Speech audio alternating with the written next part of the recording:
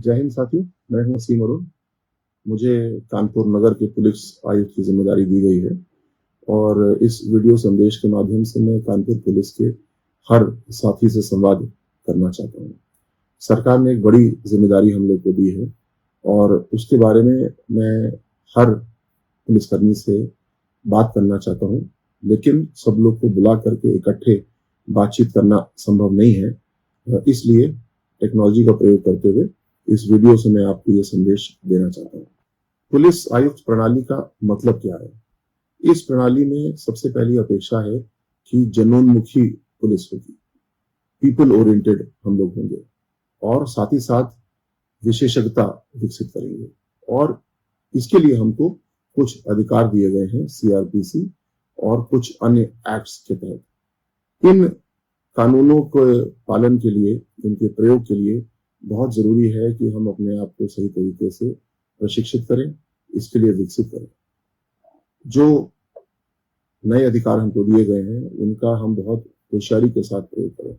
संख्या बढ़ाने के लिए नहीं, किसी को बदले की भावना से नहीं, लेकिन पूरी तरीके से कानूनी रूप से सही और उपयुक्त स्थान पर ही प्रयोग करें।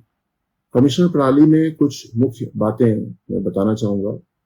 सबसे पहली बात इसमें है ज्यादा अधिकारी और विशेषज्ञ अधिकारी। जहां पे कानपुर में एक एसएसपी कार्य करते थे, अब वहां पे आप देख रहे हैं 3 जोन है जिसमें कि एसएसपी की जिम्मेदारियों वाले अधिकारी काम करेंगे। इसके अतिरिक्त अपराध, यातायात और मुख्यालय, इसके लिए 3 एसएसपी के स्तर के अधिकारी और हमारे साथ होंगे। मैं हूं और 2 डीआईजी रैंक के एडिशनल कमिश्नर ऑफ पुलिस भी हैं। तो जब हमारे पास इतने सारे अधिकारी हैं तो जरूरी है कि हम विशेषज्ञ बने, जिस चीज पे काम कर रहे हैं उसके बारे में प्रॉपर अनुसंधान करें और ऐसा रिजल्ट दें जिससे कि हम बढ़िया से बढ़िया व्यवस्था बना सकें। दूसरा, इसमें हमको ज्यादा अधिकार दिए गए हैं, लेकिन साथ ही साथ इसका मतलब है कि हमको पूरी जिम्मेदारी भी अब मिलती है। जिन क्षेत्रों में, विशेषकर लॉ एंड ऑर्डर में, हम महसूस करते थे कि अगर नगर में कोई समस्या हो रही है और हम तेजी से निर्णय लेना चाहते हैं तो अब हम तेजी से निर्णय ले सकते हैं। जो अधिकार हमको मिले हैं, जैसे कि 107(16) है या 133 सीआरपीसी है, इसमें आप महसूस करेंगे कि अगर हम इसका अच्छा और सुव्यवस्थित तरीके से उपयोग करें तो हम नागरिकों की बेहतर सेवा कर पाएंगे। उदाहरण के तौर पे, अगर कोई एक पति अपनी पत्नी को पीट रहा है, ऐसी शिकायत 112 के माध्यम से हमको मिली, तो हम हर बार समझौता करा के आ जाएं, ये भी पर्याप्त नहीं है। हम हर बार एफआईआर कर दें, ये भी पर्याप्त नहीं है।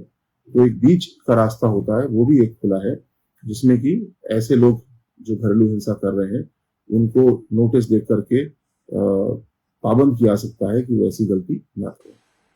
इसी प्रकार मैं आपको दूसरा उदाहरण देना चाहूंगा 133 सीआरपीसी की शक्तियों का।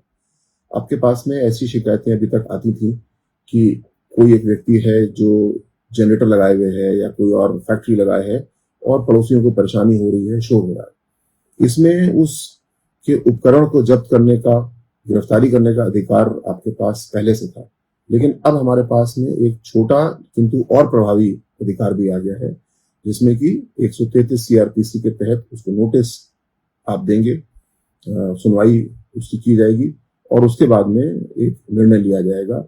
तो जहां पे हमारे पास में गिरफ्तारी, संपत्ति जब्त करना, ऐसे बड़े अधिकार तो थे, लेकिन अब सीआरपीसी के तहत जो छोटे अधिकार हैं वो भी प्राप्त होंगे और उनका होशियारी के साथ में हमको प्रयोग करना है। तीसरा बदलाव इसी के साथ होगा, हमको ज्यादा संसाधन मिलेंगे।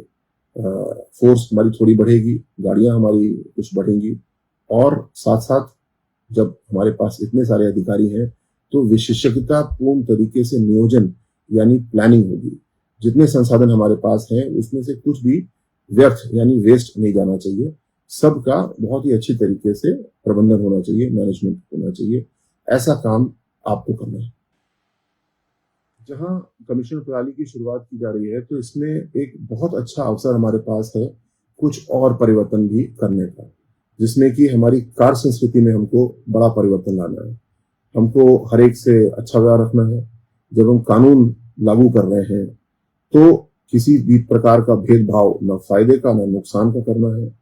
पूरी तरीके से अपने आप को ईमानदार बनाना है और सबसे बड़ी बात, हमें अपने काम का विशेषज्ञ बनना है। आपके सारे अधिकारियों का प्रयास होगा कि अच्छे से अच्छी व्यवस्था आपको दी जाए। इसमें सबसे पहले मैं बताना चाहूंगा कि डीजीपी महोदय का एक आदेश है कि 10वें दिन सबको एक रेस्ट दिया जाए।